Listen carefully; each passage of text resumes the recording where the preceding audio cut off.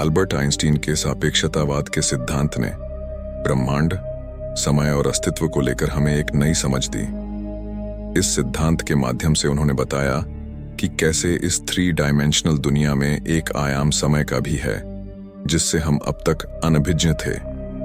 Einstein के सापेक्षतावाद के सिद्धांत ने गणितीय आधार पर समय यात्रा की जाने की पुष्टि की।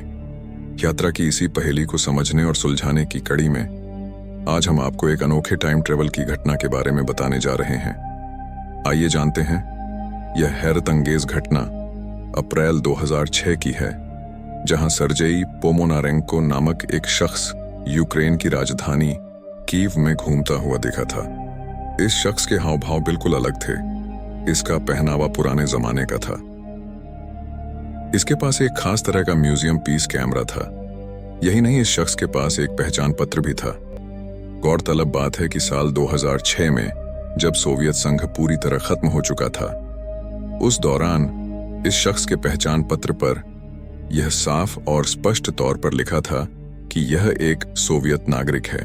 बाद में पता चला कि इस शख्स के कैमरे में जो तस्वीरें थीं वह 1950 के दशक की थीं। सर्जेई पोमोनारेंको ने इस बारे में बताया कि उसका जन्म 1932 में हुआ था।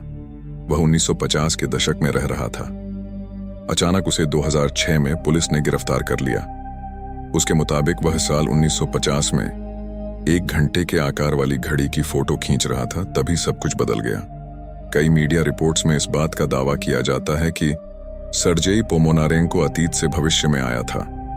बाद में कई फोटो विशेषज्ञों द्वारा पोमोनारेंको के कैमरे से ली गई फोटो का बारीकी से अध्ययन किया गया।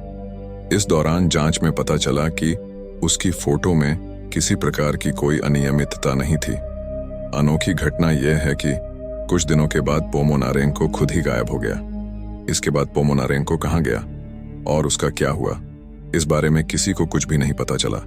पुलिस के पास केवल उसके कैमरे की तस्वीरें ही रह गईं। कई लोगों का कहना है कि उसने 2 बार भविष्य की यात्रा की थी।